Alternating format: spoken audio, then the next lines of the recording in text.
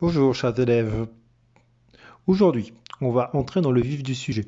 On va traiter effectivement tout ce qui est donc l'histoire du royaume de France et de l'État, finalement des rapports entre roi, État, peuple pendant toute cette période de l'histoire moderne.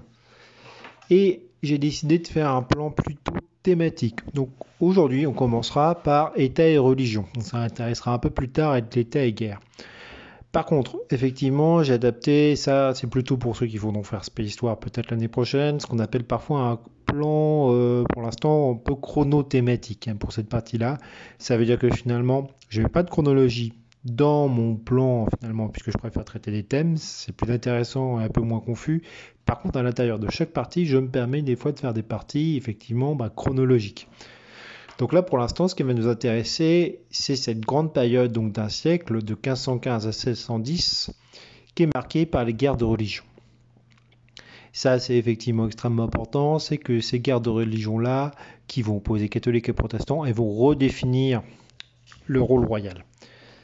Alors, pour commencer, ce qui est très important, évidemment, c'est pour ça que je vous ai mis cette image-là qui est évidemment médiévale. C'est pas du tout une image de la Renaissance, vous le voyez bien avec les petits problèmes de perspective qu'il peut y avoir, la façon assez simple dont c'est fait.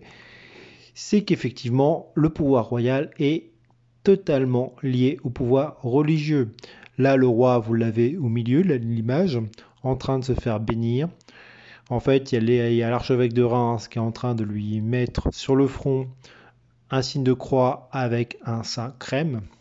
Bon, je vous l'ai fait courte, mais l'idée du miracle, c'est que il y a une huile sacrée qui se renouvelle à chaque sacre de roi de manière miraculeuse pour marquer le front du roi. Voilà, ça c'est les croyances. Bon, c'est les croyances, on est bien d'accord, c'est pas forcément la réalité. Mais en tout cas, effectivement, c'est comme ça qu'on le croit. Et le pouvoir du roi, donc, est d'origine divine. C'est ça qui fait sa légitimité. Et c'est ça, d'ailleurs, qui permet finalement au roi d'avoir un pouvoir beaucoup plus grand que la plupart des grands monarques de son époque. C'est que finalement, le roi de France, il est choisi par Dieu. Il tient son pouvoir de Dieu. Totalement. Il ne tient pas son pouvoir des nobles, il ne tient pas son pouvoir de l'Église directement. Il a été choisi par Dieu. Alors, l'État français en 1515, à l'époque donc de François Ier, c'est un État qui est plutôt relativement fort. Il est sorti victorieux des guerres de 100 ans un siècle plus tôt. On a donc une monarchie qui est extrêmement puissante finalement, où on a réussi à solder les différents problèmes qu'avait pu rencontrer le royaume pendant la guerre de 100 ans avec l'Angleterre et qui a fait finalement, finalement le roi a réussi à souder finalement le royaume autour de lui. François Ier, il hérite d'un royaume qui est plutôt riche, plutôt puissant, c'est même peut-être le plus puissant d'Europe après l'Espagne, puisqu'évidemment il y a les grandes découvertes qui modifient pas mal l'architecture de l'Europe à ce moment-là. François Ier, il hérite plutôt d'un royaume plutôt sain. Sauf qu'en 1515, on a aussi finalement d'autres événements qui se produisent ailleurs en Europe et qui sont extrêmement importants. C'est l'apparition du protestantisme. Ça, on en avait déjà parlé, vous vous souvenez, c'est le moine Martin Luther qui se révolte contre les pratiques de l'Église catholique, qui fonde sa propre religion, une religion chrétienne, mais une religion chrétienne qui va appeler réformée, que les catholiques vont appeler protestante. Et cette religion, elle va essaimer finalement dans beaucoup de pays. La France fait partie de ces pays où ça va être extrêmement compliqué parce que la France va être divisée. Toute l'Europe du Sud va rester très catholique, l'Espagne, l'Italie. Toute l'Europe du Nord va passer à la nouvelle religion. Mais par contre, la France, elle reste extrêmement divisée et c'est ça qui va poser problème. C'est que finalement en France, on a une grande majorité de la population qui reste catholique. C'est les zones que vous avez en violet et en gris sur la carte. Par contre, on a toutes ces zones-là, finalement, ces zones d'expansion protestante qui vont qui ont surtout lieu dans le sud de la Loire et un petit peu en Normandie, qui vont passer à la nouvelle religion. Donc, en France, le problème, c'est qu'on va avoir une minorité de la religion qui est passée, une minorité, pardon, de la population qui est passée à la nouvelle religion et une majorité qui reste catholique. Et ça va poser de sérieux problèmes. Bon, Et la carte, elle est simple, hein. Inutile de dire que dans toutes les villes, on peut avoir quelques protestants, effectivement. C'est juste qu'il y a quelques zones où ils sont nettement majoritaires et on a aussi des grands seigneurs, finalement, qui vont passer à la nouvelle religion. Au début, le roi le voit pas trop mal, mais assez rapidement, quand finalement, on parle plus de réforme, mais vraiment de nouvelle religion, et que le pape l'a condamné, là, le roi commence à devenir de plus en plus répressif. Cette politique-là, elle va être suivie de manière encore plus forte par son fils Henri II, qui devient donc roi en 1547. Alors, toutes les dates que vous avez sur cette image-là, sauf celle de Catherine de Médicis, ce n'est pas les dates de naissance, ça correspond aux dates de règne. Par contre, la date de fin de règne, c'est la date de mort, puisqu'effectivement, les rois ne renoncent pas à être rois, ils ne prennent pas leur retraite. Ils restent rois jusqu'à leur mort. Henri II donc devient roi en 1547. Il s'est marié avec Catherine de Médicis, après une histoire extrêmement compliquée, puisque Henri II, c'est une grande histoire romantique avec sa professeure particulière qui avait à peu près 20 ans de plus que lui. C'est l'Emmanuel Macron de l'époque, donc. Et donc Henri II, il a épousé Catherine de Médicis. C'est un mariage politique qui a failli être annulé au début parce que Catherine n'avait pas d'enfant. Finalement, c'est un mariage qui a été très très fécond par la suite puisqu'ils ont eu plusieurs enfants. Et notamment 4 fils dont 3 vont régner. Ce qui va poser un léger problème parce qu'en fait, aucun de ces fils n'aura lui-même de fils légitimes. Il y aura ce qu'on appelle des bâtards à l'époque. Je pense qu'on a beaucoup qui ont vu Game of Thrones, donc vous voyez ce que ça veut dire. C'est des enfants dont la naissance est illégitime et qui par conséquent ne peuvent pas hériter et encore moins régner sur le royaume de France. Et le problème, c'est que quand Henri II meurt, je vous l'avais raconté, Henri II il meurt lors d'un tournoi.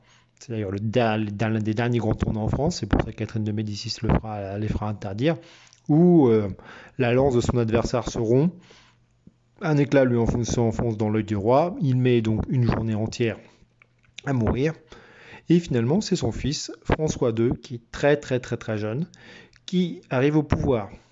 Il va régner qu'une seule année, et en fait, dans la réalité, c'est sa mère, Catherine de Médicis, qui a la réalité du pouvoir. Elle agit comme régente. Elle est aussi régente pour son autre fils, son second fils, Charles IX, qui devient roi, donc lui aussi, alors qu'il est mineur, en 1559. C'est donc Catherine de Médicis qui va assumer donc cette guerre contre la religion réformée.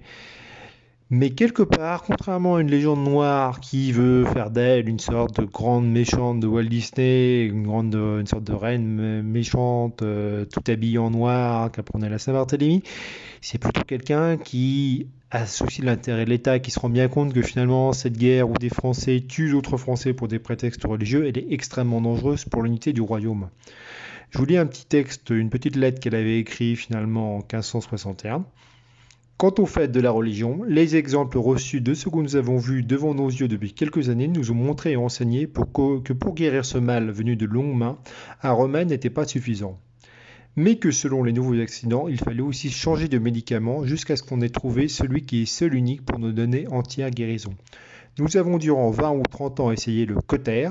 Le cauter, ça veut juste dire, c'est l'instrument finalement qui est censé brûler les tissus pour les cicatriser, pour arracher la contagion de ce mal d'entre nous, et nous avons vu par expérience que cette violence n'a servi qu'à le croître et à le multiplier. Catherine de Médicis, elle est assez consciente donc dans cette lettre que finalement toutes ces violences anti-protestantes, elles servent à rien. C'est que finalement ça ne permet pas au royaume de se guérir, finalement ça permet pas au royaume de juste exterminer tous les protestants et de rester catholique. Au contraire, ça a tendance même à renforcer la foi des protestants qui se voient un petit peu comme des martyrs. Et évidemment, inutile de dire que les protestants ne sont pas au reste, pour avoir aussi quelques violences contre les catholiques.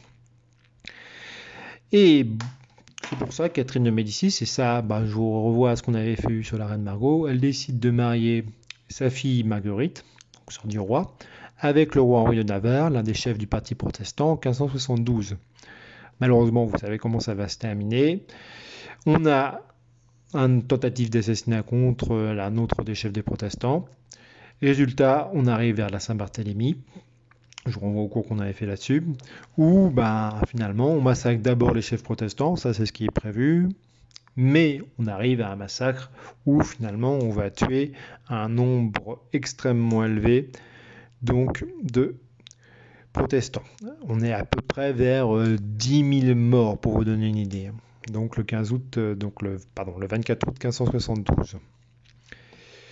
Donc Charles IX mourra 2 ans plus tard, en 1574, d'une maladie pulmonaire comme son frère aîné. Bon, c'est une maladie qui a l'effet finalement de lui faire suer du sang. Inutile de dire que pour beaucoup de ces sujets, notamment les protestants, c'est la punition divine pour le sang de ces sujets qu'il a fait couler pendant le Saint-Barthélemy. Il est remplacé donc en 1574 par Henri III, le fils préféré de Catherine, et sans doute le plus intelligent de la famille, qui va effectivement essayer donc de rétablir l'équilibre dans le royaume finalement, essayer de réconcilier catholiques et protestants. Ce qui est évidemment une tâche loin d'être facile quand tout le monde ne rêve que de vengeance. Ça fait déjà donc 60 ans qu'on est en guerre. Il y a eu des conflits partout, tout le temps finalement, depuis 60 ans par intermittence. Et inutile de dire que finalement, rétablir la concorde est très très difficile. C'est là qu'on arrive à ce qu'on appelle parfois la guerre des 3 Henri.